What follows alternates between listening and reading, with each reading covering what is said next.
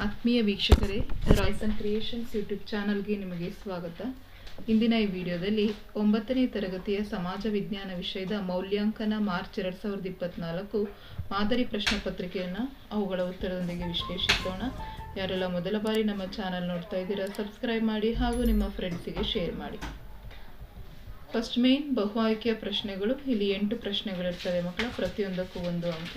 First question, ಮಧುರ ವಿಜಯಂ ಕೃತಿ ಬರೆದವರು ಪ್ರೌಢದೇವರಾಯ, ಗಂಗಾದೇವಿ, ಅಲ್ಲಸಾನಿ ಪೆದ್ದಣ್ಣ, ಲೋಕ ಮಹಾದೇವಿ. ಸರಿಯಾದಂತಹ ಉತ್ತರ ಗಂಗಾದೇವಿ.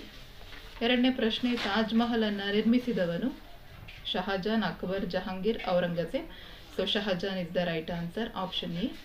ಮೂರನೇ ಪ್ರಶ್ನೆ, ಲೋಕಸಭಾ ಸದಸ್ಯರಾಗಲು ಇರಬೇಕಾದ ಕನಿಷ್ಠ ವಯೋಮಾನ 18 ವರ್ಷ, 20 ವರ್ಷ, 35 ವರ್ಷ, 25 ವರ್ಷಗಳು. ಲೋಕಸಭೆ ಸದಸ್ಯರಾಗಬೇಕಂದ್ರೆ 25 ವರ್ಷ ಕನಿಷ್ಠ ವಯಸ್ಸು ಆಗಿರಬೇಕು. ನಾಲ್ಕನೇ ಪ್ರಶ್ನೆ, ಭಾರತೀಯ ಸಮಾಜದ ಆಧಾರ ಸ್ತಂಭ ಗ್ರಾಮೀಣ ಸಮುದಾಯ, ನಗರ ಸಮುದಾಯ, ಶಾಲಾ ಸಮುದಾಯ, ಬುಡಕಟ್ಟು ಸಮುದಾಯ. ಆಧಾರ ಸ್ತಂಭ ಭಾರತ ಸಮಾಜಕ್ಕೆ ಅದು ಗ್ರಾಮೀಣ ಸಮುದಾಯ ಆಗಿರುತ್ತೆ, option A is the right answer. ಐದನೇ ಪ್ರಶ್ನೆ, ಮಾನವ ಸಮಾಜ ಜೀವಿಯಾಗಲು ಪ್ರಕ್ರಿಯೆಗಳನ್ನು ಹೀಗೆಂದು ಕರೆಯುತ್ತಾರೆ. ಸಮಾಜೀಕರಣ. ಸರಿಯಾದಂತಹ ಉತ್ತರ ಆಪ್ಷನ್ ಸಿ. ಆರನೆಯ ಪ್ರಶ್ನೆ, ಕಪ್ಪು ಮಣ್ಣನ್ನು ಕಪ್ಪು ಹತ್ತಿಯ ಮಣ್ಣು ಎಂದು ಕರೆಯುತ್ತಾರೆ ಏಕೆ? ಯಾಕೆಂತ ಹೇಳಿದರೆ ಅದು ಕಪ್ಪಾಗಿರುತ್ತೆ, ಹಾಗಾಗಿ ಅದನ್ನು ಕಪ್ಪು ಮಣ್ಣನ್ನು ಕಪ್ಪು ಹತ್ತಿಯ ಮಣ್ಣು ಅಂತ ಹೇಳಿ ಕರೀತಾರೆ, ಆಪ್ಷನ್ ಎ ಸರಿಯಾದಂತಹ ಉತ್ತರ. ಏಳನೇ ಪ್ರಶ್ನೆ, ಸ್ಥಿರಾತ್ಮಕ ಅರ್ಥಶಾಸ್ತ್ರ ಈ ಭಾಷೆಯ ಪದದಿಂದ ಬಂದಿದೆ. ಸ್ಥಿರಾತ್ಮಕ ಅರ್ಥಶಾಸ್ತ್ರ ಅನ್ನೋದು ಆಪ್ಷನ್ ಸಿ ಗ್ರೀಕ್. ಅದು ಗ್ರೀಕ್ ಭಾಷೆಯಿಂದ ಬಂದಿರುವಂಥದ್ದು. ಎಂಟನೇ ಪ್ರಶ್ನೆ, ಭಾರತದಲ್ಲಿ ಷೇರು ಮಾರುಕಟ್ಟೆ ಪ್ರಾರಂಭವಾದದ್ದು ಎಲ್ಲಿ? ಅದು ಮುಂಬೈಯಲ್ಲಿ, ಹಾಗಾಗಿ option B Mumbai is the right answer. ಇದಿಷ್ಟು ಮಕ್ಕಳ ಮಲ್ಟಿಪಲ್ ಚಾಯ್ಸ್ ಕ್ವಶನ್ಸ್. ನೆಕ್ಸ್ಟ್ ನಿಮಗೆ ಒನ್ ವರ್ಡ್ ಆನ್ಸರ್ಸ್ ಕ್ವಶನ್ಸ್ ಇರುತ್ತೆ. ಸೆಕೆಂಡ್ ಮೇನ್, ಈ ಕೆಳಗಿನ ಪ್ರಶ್ನೆಗಳಿಗೆ ಒಂದು ವಾಕ್ಯದಲ್ಲಿ ಉತ್ತರಿಸಿ. 9ನೇ ಪ್ರಶ್ನೆ, ಅದ್ವೈತ ಸಿದ್ಧಾಂತವನ್ನು ಪ್ರತಿಪಾದಿಸಿದವರು ಯಾರು? ಶಂಕರಾಚಾರ್ಯರು. 10ನೇ ಪ್ರಶ್ನೆ, ಯಂಗ್ ಇಟಲಿ ಸಂಘಟನೆಯನ್ನು ಕಟ್ಟಿದವರು ಯಾರು? ಯಂಗ್ ಇಟಲಿ ಸಂಘಟನೆಯನ್ನು ಕಟ್ಟಿದವರು ಗ್ಯಾರಿಬಾಲ್ಡಿ. 11ನೇ ಪ್ರಶ್ನೆ, ಭಾರತದ ಸಂವಿಧಾನ ಯಾವಾಗ ಜಾರಿಗೆ ಬಂದಿತ್ತು?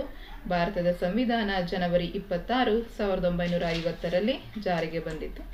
12ನೇದು, ಪಿತೃಪ್ರಧಾನ ಕುಟುಂಬ ಎಂದರೇನು? ತಂದೆಯೇ ಕುಟುಂಬದ ಯಜಮಾನನೆಂದರೆ ಅಂತಹ ಕುಟುಂಬವನ್ನು ಪಿತೃಪ್ರಧಾನ ಕುಟುಂಬ ಅಂತ ಹೇಳಿ ಕರೀತಾರೆ.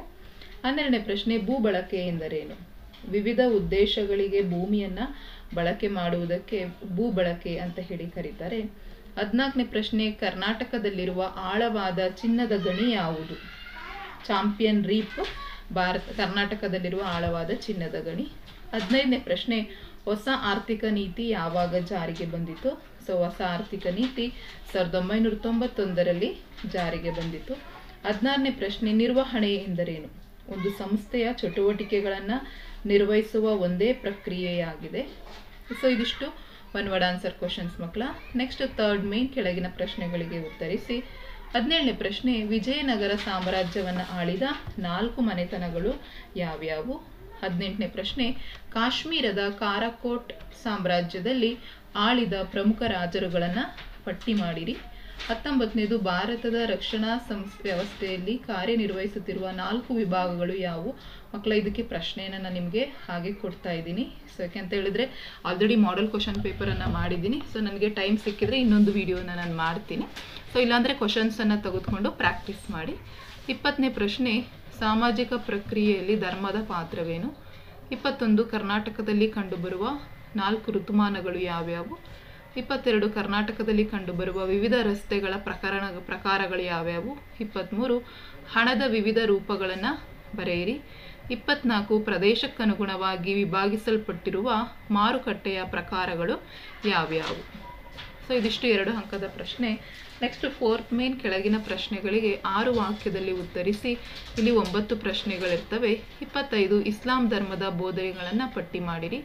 26, ಶಿವಾಜಿಯ ಆಡಳಿತ ಪದ್ಧತಿಯನ್ನು ವಿವರಿಸಿರಿ. 27, ಕೈಗಾರಿಕಾ ಕ್ರಾಂತಿಯ ಪರಿಣಾಮಗಳು ಯಾವ್ಯಾವು? 28, ಸುಪ್ರೀಂ ಕೋರ್ಟ್ ನ್ಯಾಯಾಧೀಶರಾಗಲು ಹೊಂದಿರಬೇಕಾದಂತಹ ಅರ್ಹತೆಗಳು ಯಾವ್ಯಾವು? 29, ಕುಟುಂಬದ ಲಕ್ಷಣಗಳೇನು? 30, ಮಲೆನಾಡು ಪ್ರದೇಶವನ್ನು ಜೀವ ವೈವಿಧ್ಯತಾ ವಲಯ ಎಂದು ಗುರುತಿಸಲಾಗಿದೆ ಏಕೆ? 31 ಕೈಗಾರಿಕೆಗಳ ಸ್ಥಾನೀಕರಣದ ಮೇಲೆ ಪ್ರಭಾವ ಬೀರುವ ಅಂಶಗಳು ಯಾವ್ಯಾವು? 32 ಆರ್ಥಿಕ ಅಭಿವೃದ್ಧಿಯಲ್ಲಿ ದ್ವಿತೀಯ ವಲಯದ ಪ್ರಾಮುಖ್ಯತೆಯನ್ನು ವಿವರಿಸಿ. 33 ಮಾರುಕಟ್ಟೆಯ ಪ್ರಾಮುಖ್ಯತೆಯನ್ನು ವಿವರಿಸಿ. ನೆಕ್ಸ್ಟ್ 5th ಮೇನ್, ಇದಿಷ್ಟು 3 ಅಂಕದಾದರೆ ನೆಕ್ಸ್ಟ್ 4 ಅಂಕದ 4 ಪ್ರಶ್ನೆಗಳಿರ್ತವೆ ಮಕ್ಕಳ. 8 ವಾಕ್ಯದಲ್ಲಿ ನೀವು ಉತ್ತರಿಸಬೇಕಾಗುತ್ತೆ. 34 ರಜಪೂತರು ಸಾಹಿತ್ಯಕ್ಕೆ ನೀಡಿದ ಕೊಡುಗೆಗಳನ್ನು ವಿವರಿಸಿ.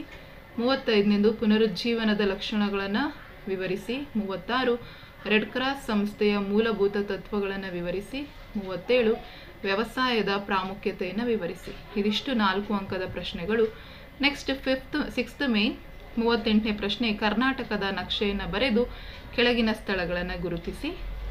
ಇದರಲ್ಲಿ ಬೀದರ್, ಶರಾವತಿ, ಶಿಂಷಾ, ಬನ್ನೇರುಘಟ್ಟ ಇವುಗಳನ್ನ ಕೇಳಿದರೆ ಮಕ್ಕಳ. ನೀಟಾಗಿ ಕರ್ನಾಟಕದ ನಕ್ಷೆ ಬರೆದು ಗುರುತಿಸಿದ್ರೆ 5 ಅಂಕಗಳು ಸಿಗ್ತವೆ. ಸೊ ಹಾಗಾಗಿ ಚೆನ್ನಾಗಿ ಪ್ರಾಕ್ಟೀಸ್ ಮಾಡಿ. ಈವನ್ ಮಾಡೆಲ್ ಕ್ವಶನ್ ಪೇಪರನ್ನು ಸಹ ನಿಮ್ಮ ಜೊತೆ ಶೇರ್ ಮಾಡಿದ್ದೀನಿ ಮಕ್ಕಳ. ಆ ಕ್ವಶನ್ಸ್ಗಳನ್ನು ಪ್ರಾಕ್ಟೀಸ್ ಮಾಡಿ, ಇದನ್ನು ಸಹ ಪ್ರಾಕ್ಟೀಸ್ ಮಾಡಿ. ನಾಳೆ ಎಕ್ಸಾಮನ್ನು ಚೆನ್ನಾಗಿ ಮಾಡಿ. ಆಲ್ ದ ಬೆಸ್ಟ್ ಅಂತ ಹೇಳ್ತಾ ಈ ವಿಡಿಯೋ ಎಂಡ್ ಮಾಡ್ತಾ ಇದ್ದೀನಿ. Thank you for watching this video.